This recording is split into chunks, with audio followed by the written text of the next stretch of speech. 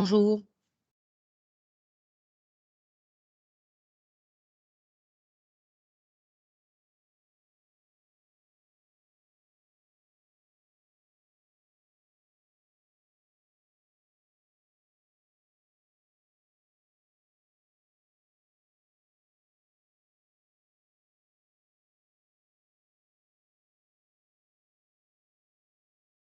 Voilà, ik stel voor dat we beginnen.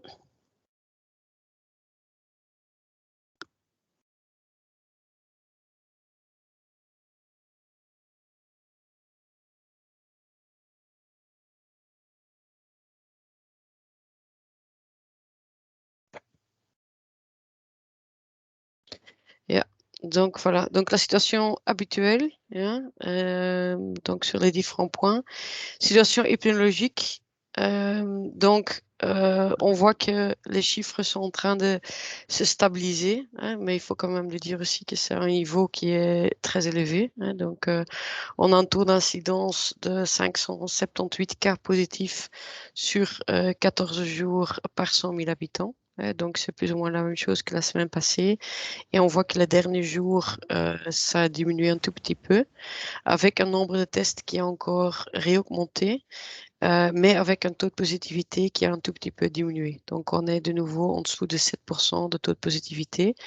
On voit d'un côté que les retours voyage ont un tout petit peu diminué vis-à-vis la semaine avant, pas énormément, mais un tout petit peu, avec aussi un taux de positivité qui a un peu diminué. À côté de ça, on voit que les personnes qui sont symptomatiques, que cette proportion-là a augmenté, mais avec un taux de positivité qui est stable. Donc, ce qui explique un peu que, en totalité, le taux de positivité a un tout petit peu diminué, et donc avec un nombre de cas positifs qui est plus ou moins stable et même a diminué un tout petit peu la semaine passée vis-à-vis de la semaine avant. Et donc, ça veut dire que au niveau de la valeur R également, donc on est plus ou moins à 1, juste en dessous de 1. Donc, ce qui veut dire que la situation se stabilise plus ou moins. Et donc, pour moi, c'est surtout donc lié avec le retour voyage ou l'influx, hein, donc la proportion des personnes qui reviennent de zones rouges et donc des voyages et des country at risk est devenue un peu moins élevée que les semaines avant. Au niveau des hospitalisations, donc on voit qu'il y a plus ou moins aussi une stabilisation. Donc on tourne toujours autour de 70 à 75 cas personnes en soins intensifs et plus ou moins 220 personnes hospitalisées. Le nombre d'essais a un tout petit peu augmenté, donc on est plus ou moins à 2 décès par jour en moyenne. Et on voit ici à gauche, on voit toujours que ce sont les personnes entre guillemets plus jeunes qui sont les plus infectées. Donc, surtout, l'incidence augmente encore pour les tranches d'âge entre 10 et 19 ans. Par contre, pour les autres, donc, les incidences restent plus ou moins les mêmes. Mais comme vous voyez ici, on a encore pas mal de cas positifs entre, disons, 20 et 50 ans ici. Hein. Dus op het niveau van de epidemiologische situatie dus zien we dat de cijfers deze week een klein beetje aan het stabiliseren zijn, maar wel op een hoog niveau natuurlijk. Dus de incidentie zit op 578 vandaag, wat ongeveer hetzelfde is als vorige week. Dat wordt uitgelegd door eigenlijk meer testen die nog gebeurd zijn, maar met een iets lagere positiviteitsratio. Dus we zien dat het aantal testen voor reizigers die terugkomen uit rode zones en countries at risk, dat die een klein beetje gedaald zijn, nog niet veel, maar vooral dus dat de positiviteitsratio daar wel wat gedaald is. En daarnaast zien we dus ook dat het aantal mensen die symptomatisch is en zich laat testen, dat daar het aantal aan het stijgen is, maar dat het positiviteitsratio daar ongeveer stabiel blijft. Dus dat maakt dus een totaliteit dat we daar dus eigenlijk op een incidentie zitten die gelijkaardig blijft en dus ook een R-waarde die rond de 1 zit. Dus eigenlijk wat aangeeft dat het ongeveer stabiliseert. En we zien hier ook dus in de leeftijdspyramide dat het dus eigenlijk vooral de jongeren nog zijn, dus waar de incidentie voor de mensen tussen 0 en 19 jaar nog aan het stijgen is, terwijl de incidentie voor de andere leeftijdscategorie hetzelfde blijft, maar waarbij je dus ziet dat er toch de meeste positieve gevallen nog zitten in de leeftijdscategorie ook tot 49 jaar. Op niveau van de hospitalisaties zitten we daar rond de 220 hospitalisaties en tussen de 70 en de 75 in intensieve zorgen. is ook een beetje stabiel. En waarbij het aantal sterfgevallen lichtjes gestegen is en waar wij nu gemiddeld aan 2 per dag zitten. Ja. Op niveau dan van testen, we blijven dus met onze testcentra, dus zoals we de vorige week hebben aangekondigd, daar is niks aan veranderd. Donc au niveau des centres de test, c'est la même chose que la semaine passée. On a aussi donc toujours les mêmes règles qu'on avait avant donc pour le plan de la rentrée. Donc où il y a une chose qui a été ajoutée, et justement c'est pour le retour de zone rouge, et qu'on a ajouté un point qui va être mis en place à partir de vendredi. Et donc, pour les personnes qui reviennent d'une zone rouge, on avait déjà depuis longtemps donc, le test des J1. Hein. Depuis la semaine passée, on a ajouté également le test à J7, hein, donc obligatoirement pour tout le monde qui n'est pas complètement vacciné au retour d'une zone rouge venant de l'Europe. Hein. Et au niveau de la région bruxelloise, on ajoute maintenant la quarantaine comme obligation en attendant le résultat des tests du J7. Donc, on revient au niveau des régions bruxelloises à la procédure qui était mise en place jusqu'à plus ou moins le mois d'avril, hein, où on voulait justement avoir 2 tests en retour voyage d'une zone rouge avec la quarantaine jusqu'au moment qu'on avait les résultats négatifs du deuxième test. Donc, on remet en place cette procédure pour notre région. Donc, tout le monde qui remplit sur son PLF l'adresse donc, où la personne va rester donc, en arrivant en Belgique, et c'est sur l'adresse à Bruxelles, on va appliquer cette règle donc, de mise en quarantaine en attendant le résultat du deuxième test. Ja. Dus eigenlijk, dus dat is iets wat we echt op niveau van Brussel invoeren. Dus we hadden al de test op dag 1 voor iedereen die vanuit een rode zone terugkwam uit Europa en die niet volledig gevaccineerd is. Na de beslissing dus van het overlegcomité eind augustus is sinds vorige week ook dan de test op dag 7 ingevoerd. Voor ieder die niet volledig gevaccineerd is uit de rode zone komt. En voor onze Brusselse regio voeren we in vanaf vrijdag dat de mensen ook die dan die tweede test moeten doen, dat zij in afwachting van het negatieve testresultaat op dag 7 ook een quarantaine moeten respecteren. En dus dat was eigenlijk de procedure die in voege was tot de maand april ongeveer, die daarna is opgeheven geweest, maar die we toch terug in voege zetten, omdat we weten dat er een aantal mensen zijn die toch nog symptomen ontwikkelen en dus die positief gaan testen op dag 7, maar die in afwachting daarvan tijdens de periode dus dag 1 en dag 7 het virus ook hebben kunnen doorgeven aan andere mensen. Dus vandaar dat wij als extra maatregelen willen invoeren, dus dat die quarantaine ook daar wordt gerespecteerd. En dus dat zal dus vanaf vrijdag ook in al onze systemen zijn ingepast en gaan we dan ook op die manier gaan uitvoeren.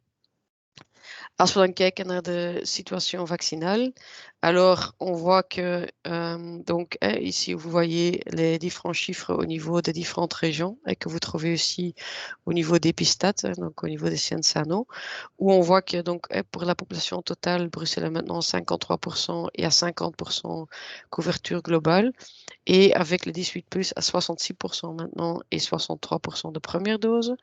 Ou, comme on l'a déjà expliqué, que c'est beaucoup aussi influencé par les tranches d'âge plus jeunes à Bruxelles, et où on voit que donc, au niveau des 65+, on a quand même bien dépassé les 80% maintenant en première et deuxième dose. Également pour les personnes à comorbidité, donc on a dépassé les 75% pour la vaccination complète. Donc, quand même, 3 personnes sur 4 avec des comorbidités et 4 sur 5 de 65 plus qui sont bien protégées. Où on voit également qu'au niveau des 45 jusqu'à 64, qu'on a aussi des pourcentages qui vont dans le bon sens. Et où on voit que, comme on a déjà expliqué les semaines précédentes, notre grand défi reste toujours dans les catégories d'âge plus jeunes, même si on voit que au niveau des 12 jusqu'à 17 ans, on a gagné 2% en première dose la semaine passée et 1% entre les 18 à 24 ans. Donc, on voit que les pourcentages continuent à augmenter, mais malheureusement pas avec la vitesse qu'on aurait souhaité. Dus hier eventjes samenvattend. Dus, we zien dus dat Brussel vandaag een eerste dosis, een coverage heeft van 53%, volledig gevaccineerd voor de ganse bevolking 50%. Ja. Voor de 18-plussers zitten we nu op 66% eerste dosis en 63% volledig gevaccineerd. Waarbij we dus weten dat we negatief beïnvloed worden door onze leeftijdspyramide, dus waarbij Brussel een zeer jonge bevolking kent. En dus waarbij we dus zien dus dat we onze 65-plussers nu duidelijk boven de 80% zitten qua volledige vaccinatie. Ook voor de mensen met onderliggende aandoeningen, dat we daar boven de 75% zitten voor volledige vaccinatie. Dus dat betekent toch dat 3 van de 4 personen met onderliggende aandoeningen beschermd is en 4 op 5 van de 65-plussers. Er zijn efforts en dus ook cijfers die blijven elke week ook lichtjes stijgen, wat goed nieuws is natuurlijk. Maar dus daar hebben we eigenlijk al een goede bescherming. In de lagere leeftijdscategorieën, dus tussen 45 en 64, zitten we nog met de redelijke percentages, dus toch aan de 73% ongeveer volledig gevaccineerd. En het blijft dus in onze jongere leeftijdscategorieën, waar dus zeer veel mensen natuurlijk in die jongere leeftijdscategorieën zitten, dat we nog de grootste progressiemarge hebben. En waarbij we ook wel zien dat vooral in die jongste leeftijdscategorieën, dat we vorige week nog 2% gewonnen hebben in de eerste dosis tussen 12 en 17 jaar, 1% tussen 18 en 24 jaar. Dus we blijven daar met alle lokale acties wel winnen aan aantal mensen die gevaccineerd zijn. Maar natuurlijk hadden we graag gezien dat dit wel wat sneller zou naar boven gaan natuurlijk. Donc, au niveau des doses totales, donc on a 1 350 000 doses qui ont été enregistrées dans notre région. Et de nouveau, vraiment, il faut 2 points d'attention en fait. On voit quand même qu'il y a un tout petit peu plus de gens qui ne viennent pas pour leur deuxième dose. C'est pas énorme, hein, donc on était vraiment dans des pourcentages très très bien. Donc on était moins de 1%. Maintenant, on voit qu'on arrive à la moyenne de la Belgique de 2% qui ne viennent pas pour leur deuxième dose. Mais donc, quand même, l'importance que les gens appellent le call center pour prendre rendez-vous pour leur deuxième dose. On les appelle proactivement. Et donc, mais également quand même la question, la demande qui viennent quand même, que c'est important de respecter les schémas des 2 doses. Deuxième question et deuxième demande pour les personnes, c'est que les gens qui se sont fait vacciner à l'étranger, la demande de contacter leur médecin généraliste ou un médecin généraliste via les 1710 qu'ils n'en ont pas pour enregistrer leur vaccination au plus vite pour avoir aussi les bons chiffres dans nos bases de données.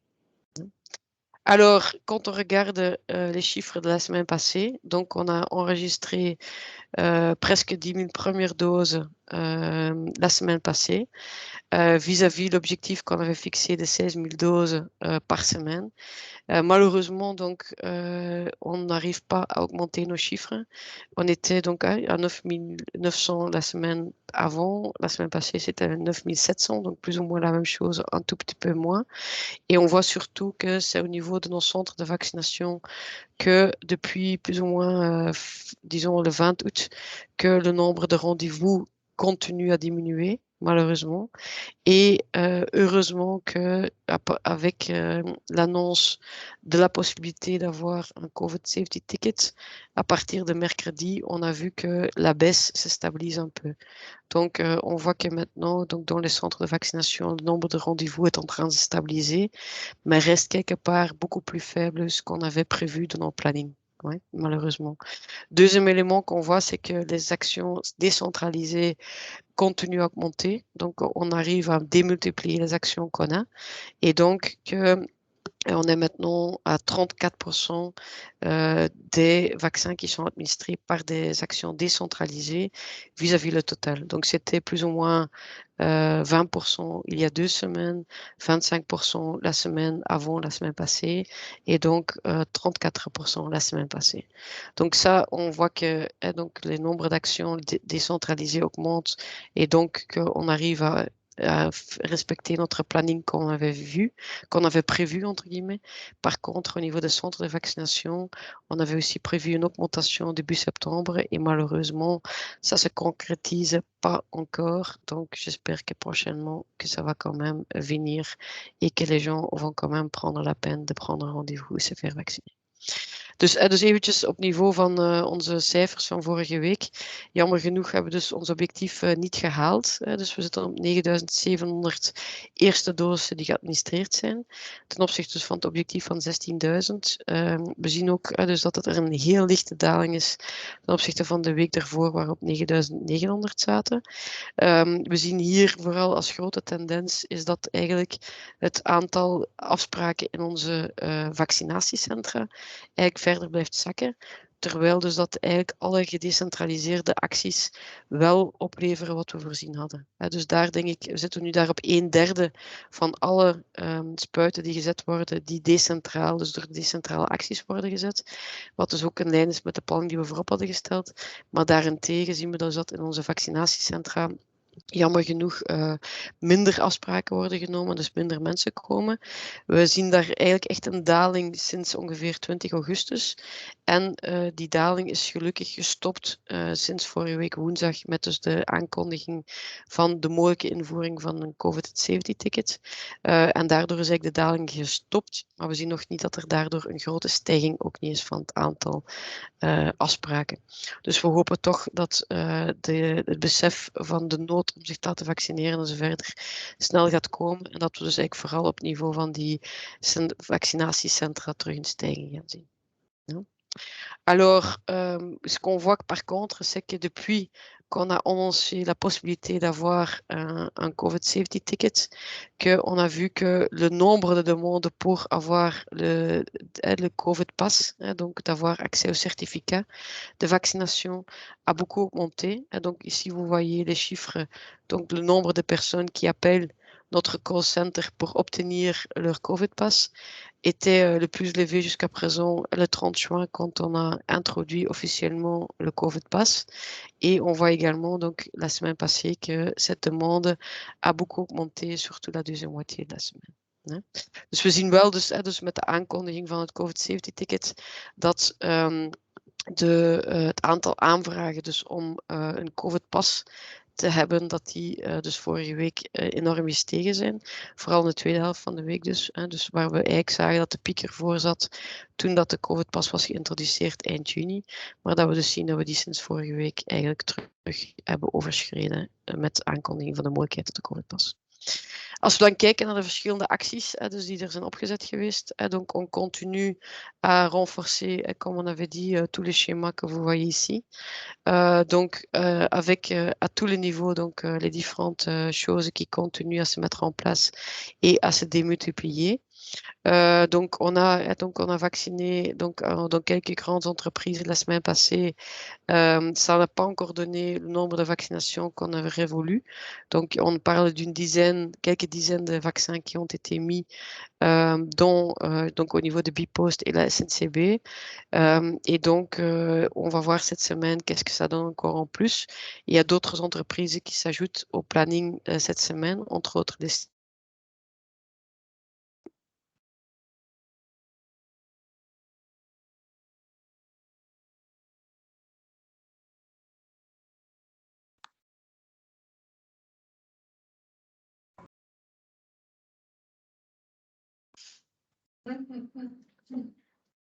Vous n'entendez plus Inge ou je suis la seule? Sorry, j'étais partie, je pense. Ça va de nouveau? Oui? Ok. Donc au niveau des grandes surfaces, donc on a administré un peu moins de vaccins que la semaine avant. Donc on était à plus ou moins 550 versus 800 la semaine avant. Donc là aussi, on voit que le nombre de personnes qui viennent dans les grandes surfaces est un peu moins. Au niveau de l'enseignement, donc on a commencé hier à Saint-Louis avec la vaccination. Il y a d'autres antennes qui sont en cours.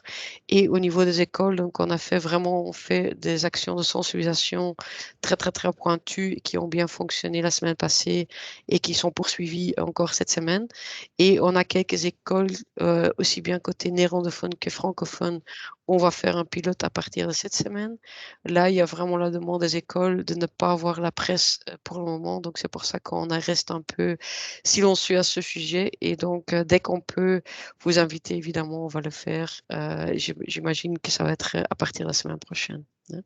Au niveau des collectivités de soins santé, donc là, on a maintenant 2 antennes qui sont ouvertes au niveau des hôpitaux, donc les cliniques de Sainte-Élisabeth, et où il y a d'autres antennes qui sont en train de s'ouvrir, plus ou moins 5 antennes qui vont voir la lumière cette semaine. Au niveau des communes, donc les actions continuent également, c'est démultiplié.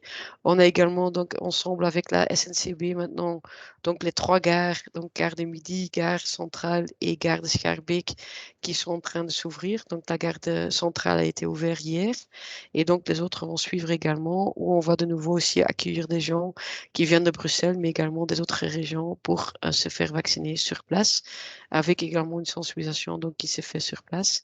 Et donc, au niveau de la première ligne, donc on continue les actions avec les médecins généralistes et avec les pharmacies, donc où on a eu une deuxième pilote la semaine passée. Donc, voilà, donc ça, vous voyez ici donc toutes les actions qui se démultiplient. Et donc, avec sur notre site coronavirus.brussels, donc les centres de vaccination, les Vaccibus, il y a aussi les antennes qui ne figurent pas ici, mais qui sont ici sur le site où on peut voir toutes les actions et toutes les possibilités, les points de vaccination.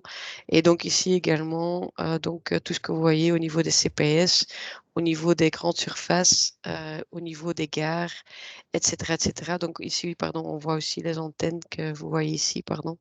Où vous pouvez voir tout ce qu'on est en train de faire à côté donc de la vaccination dans les écoles, les autres écoles, les universités, etc.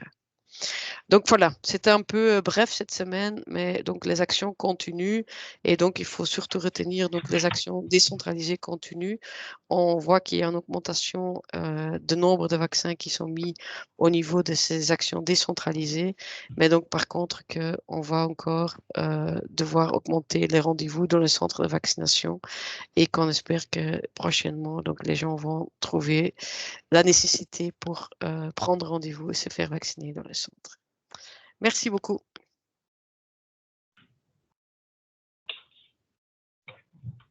Oui, bonjour, vous m'entendez? Yeah. Oui, je voulais voir si pour le journal de BX100, vous pouvez nous rappeler donc, quel est le nombre de personnes vaccinées à Bruxelles et dans les différents centres de vaccination, dans les écoles, dans les centres commerciaux, etc. J'ai pas bien compris la question. Oui, est-ce que vous pouvez donc, nous rappeler donc, le chiffre, d'abord le nombre de vaccinés à Bruxelles et quel est le résultat donc, de ces actions décentralisées dans les écoles et dans les grandes surfaces? Ouais, mais les nombres de vaccinés la semaine passée ou là, en totalité? Ou par tranche d'âge ou par quoi? En totalité. Ok. Mais donc, oui, donc on est aujourd'hui à donc un taux de vaccination de 66% chez les 18 plus première dose et 63% en totalité. On a aussi maintenant donc 50% de toute la population qui a reçu les 2 doses. Et donc, la semaine passée, on a vu justement que le nombre de vaccins administrés dans les actions décentralisées continue à augmenter par la multiplication des différents points décentralisés qu'on a mis en place. Et donc, ces actions-là se poursuivent avec de bons résultats. On voit que voilà, pas toutes les actions amènent le nombre de vaccins qu'on aurait aimé voir. Et donc, par exemple, dans les grandes surfaces, on voit quand même qu'il y a une petite diminution la semaine passée vis-à-vis de la semaine d'avant. D'accord, merci. Voilà. Je vais suivre les mains. Hein. Donc, Niels? Ja, goedemiddag. Ja, ik wil eerst beginnen over dus dat de doelstelling opnieuw niet gehaald wordt. Jullie hadden eind oktober in zicht met 16.000 prikken per week. Wat wordt er aan dit tempo? Heb je daar een idee van? Goede vraag. Ik denk dat we dan aan een 61% gaan zitten in plaats van 65%. Maar ik ga er nog altijd vanuit dat we nog wel een stukje gaan stijgen. Dus ik blijf zeker optimistisch. We zien dus dat het aantal vaccins in die decentrale acties verder aan het stijgen is. We weten ook dat de acties bijvoorbeeld ook in de scholen andere nog verder moeten opgezet worden. Die start is daar ietsje trager. We zien dat ook in de bedrijven en zo verder. Omdat we merken dat het heel belangrijk is, zoals ik vorige week heb uitgelegd ook, dat we eerst heel goed sensibiliseren en dan pas gaan vaccineren. En dat blijkt eigenlijk uit alle acties die we doen, dat die sensibilisering zeer, zeer, zeer belangrijk is. En dat we echt met elk individu bijna in discussie moeten gaan om goed uit te leggen waarom dat men zich moet laten vaccineren en zo verder. Dus dat gaat wel ietsje trager, maar dus door daarop te blijven inzetten en dus meer en meer die decentrale acties te hebben, denk ik wel dat we daar een verdere stijging gaan zien. En daarnaast hoop ik inderdaad dat we toch wel gaan zien, ook door hospitalisaties en andere, dat er terug meer en meer mensen ook wel gaan inzien dat het toch wel heel belangrijk is om zich te laten vaccineren en dat we hopelijk ook het aantal afspraken in de vaccinatiecentra terug gaan zien stijgen. Oké, maar de doelstellingen worden nog niet bijgesteld. Op welk Nee. punt gaat dat gebeuren? Ik denk dat we daar natuurlijk elke dag of week bijhouden natuurlijk. En ik denk dat we moeten blijven ambitieus zijn en dus kijken wat ook de impact is natuurlijk als er bepaalde zaken niet gebeuren en dan de juiste acties gaan treffen. Als jij nu naar de cijfers kijkt, vind jij het dan wel gunstig om het COVID-safe-ticket in te voeren vanaf oktober? Want de regering die blijven daar eigenlijk op de achtergrond. Maar ik denk dat dat de discussies zijn inderdaad die bezig zijn op niveau van de verschillende, op niveau van de regering en dus op niveau van verschillende kabinetten ook. En dus dat we inderdaad gaan kijken tegen het einde van de week wat er daar al dan niet meer rond kan gebeuren. Maar ik denk inderdaad dat op het niveau van de epidemiologische situatie dat we zeker moeten kijken dat we zorgen dat een aantal sectoren kunnen open blijven en dat we daar toch moeten overwegen dan om, als het mogelijk is, om zo een COVID-safety-ticket te kunnen invoeren om te vermijden dat er een aantal sectoren zouden moeten gesloten worden. En dus echt als een maatregel om de sanitaire situatie onder controle te houden. En aan deze cijfers zou je het dan wel invoeren? Ja, zoals ik zei, ik denk dat dat de politieke beslissingen zijn die later deze week wel gaan volgen. Oké, goed. Dankjewel. Eva? Ja, ik had een vraag over de scholen, maar ik weet niet of u die cijfers zou hebben, want ik zag in het aantal besmettingen dat er toch rond de 300 kinderen onder de 10 jaar ook besmet waren geraakt vorige week. Heeft u zicht op de klassen die in quarantaine zijn moeten gaan in heel Brussel? We hebben daar geen exact zicht op, dus we hebben natuurlijk onze cijfers, maar dat zijn niet de officiële cijfers.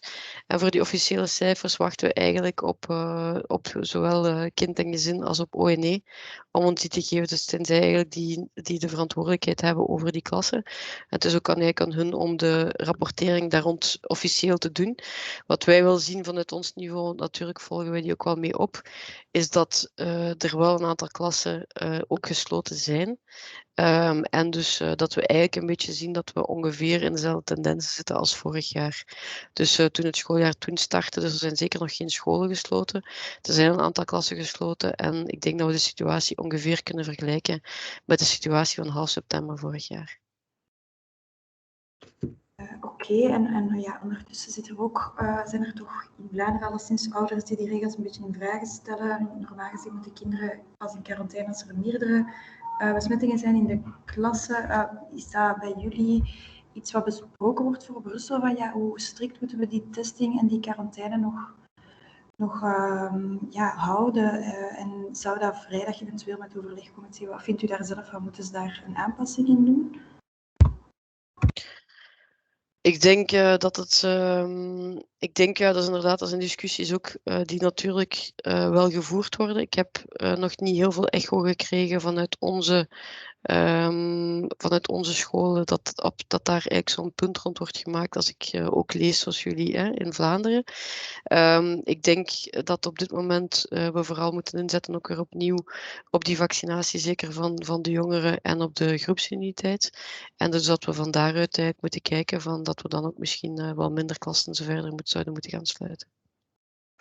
Oké, dank je. En dan misschien nog een laatste vraag, omdat je zegt ook van onze lokale acties die stijgen, die zitten ook op de planning, maar in de vaccinatiecentra is het dus niet op het niveau dat jullie hadden vooropgesteld. Is het ook niet omdat de acties zo zichtbaar zijn, dat je dan misschien dat de mensen de vaccinatiecentra iets minder vinden? Of plannen jullie nog een actie om die even zichtbaar te maken? Ik denk dat de vaccinatiecentra zeker wel zichtbaar zijn. Ik volg ook wel een stukje de redenering, dus van te zeggen van kijk, er komt nu een vaccin nog dichter bij mij, dus ik wacht wel tot het dichter bij mij komt. Dus inderdaad, dat is altijd een balans, denk ik, die we moeten blijven behouden, blijven bewaken. Maar ik denk ook van onze 4 vaccinatiecentra die open zijn, zijn zeer goed gekend. Mensen weten ook dat ze daar kunnen zijn. Dat horen ook van een aantal mensen die dan toch niet overtuigd geraken, ook als we dat aanspreken voor een lokale actie. Dus ik denk niet dat het zozeer een punt is dat de mensen niet weten dat die vaccinatiecentra er zijn. Er zal wel een lichte verschuiving zijn van vaccinatiecentra ook naar lokale acties dan, dat mensen dat iets makkelijker vinden. Maar ik had me toch verwacht dat inderdaad gewoon de vaccinatiecentra zelf ook wel een stijging zou zijn, gewoon omdat mensen ook dus om ze toch goed beschermd te zijn, om ook de winter te kunnen ingaan en beschermd te zijn, om ook in functie van toch de stijging van de cijfers en de hospitalisaties die we zien, dat mensen toch meer het gevoel zouden hebben van dat het toch goed was om zich te laten vaccineren. En dat is iets jammer genoeg, iets wat we vandaag nog niet zien, maar wat ik hoop dat er nog gaat komen. Oké, dankjewel. Zveni. Oui, bonjour. Je voulais savoir, tout d'abord, vous avez dit que de nouveau le nombre de rendez-vous dans les centres de vaccination continue à diminuer. Est-ce que vous avez plus d'explications par rapport à cette situation? Donc, juste pour un tout petit peu rectifier, donc c'était en diminution entre le 20 août et donc mercredi passé, donc c'était le 8 septembre. Et depuis lors, on voit que les chiffres se stabilisent quand même de nouveau. Donc la moyenne ne diminue plus. Donc même une légère augmentation. Donc ça, c'est déjà une bonne chose. C'est très difficile à expliquer le pourquoi. Et si on aurait des explications et on savait comment renverser la tendance, je pense qu'on le ferait tout de suite. Donc, mais je pense qu'en effet que c'est, on avait espéré ou on avait pensé que les gens allaient avoir plus de réflexion de quand même se faire vacciner maintenant avec la rentrée scolaire, etc. Donc justement, afin de ne pas devoir fermer des écoles, etc. Donc les gens allaient être plus intéressés de se faire vacciner et qu'il y aurait justement une augmentation de prise de rendez-vous. On avait pensé que fin août, avec la rentrée et tout, que c'était pas encore la priorité, mais ça, la tendance se confirme quand même malheureusement. Donc, à voir ce que ça donne maintenant dans les jours à venir. Et on voit également, je pense, une très légère transfert, je dirais, donc du nombre de rendez-vous dans les centres de vaccination vers des actions décentralisées.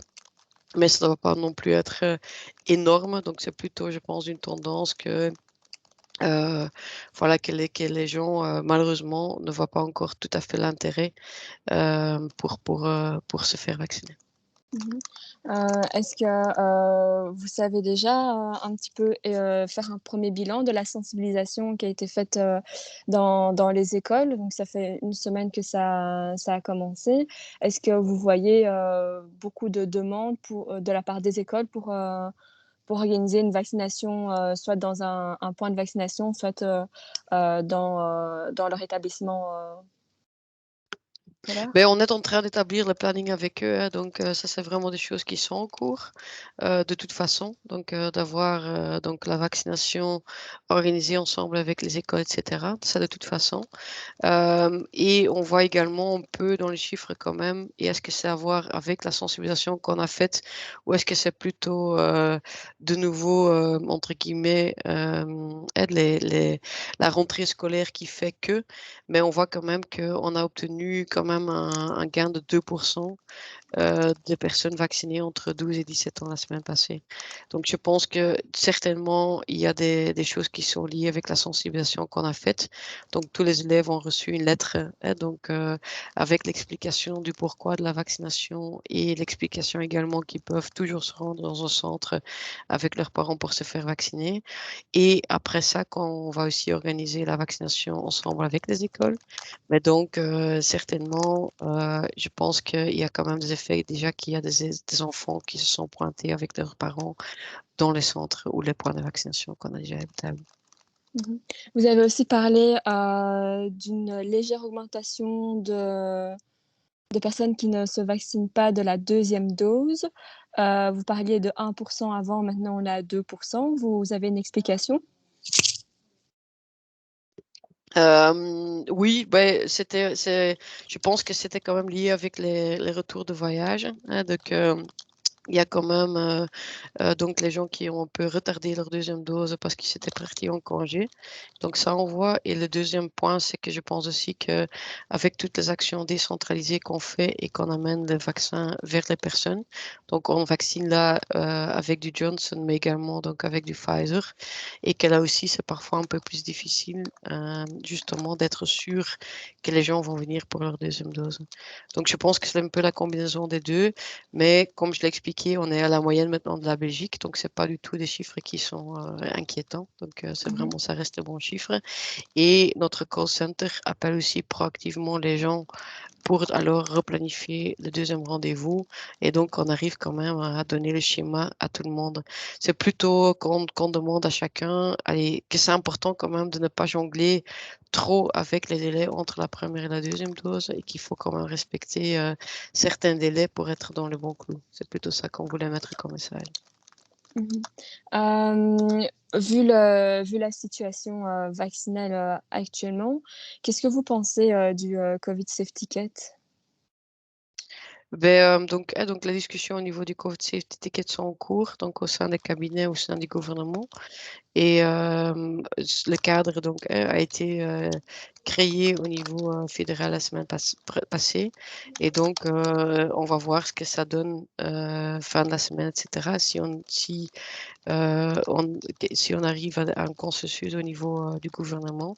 Mais je pense qu'il faut surtout le voir comme un moyen pour garder des secteurs ouverts et donc de ne pas devoir passer à des mesures de confinement, mais qu'il faut le voir comme un outil qui nous permet justement de garder des secteurs ouverts et de ne pas devoir fermer des choses quand on voit que les chiffres ne sont pas bons. Et je pense qu'on est tous d'accord que les chiffres ne sont pas très bons pour le moment et qu'il y a l'hiver qui est devant la porte. Ça vous fait craindre le pire l'hiver? On va voir les tendances, mais je pense que justement, on a eu les simulations qu'on a eues avec le taux de vaccination qu'on avait projeté et donc la pression sur les hôpitaux suite à ça. Maintenant, on voit que les chiffres au niveau de la vaccination sont un peu moins et donc que sans doute que ça va pas avoir un bon effet sur le niveau d'hospitalisation.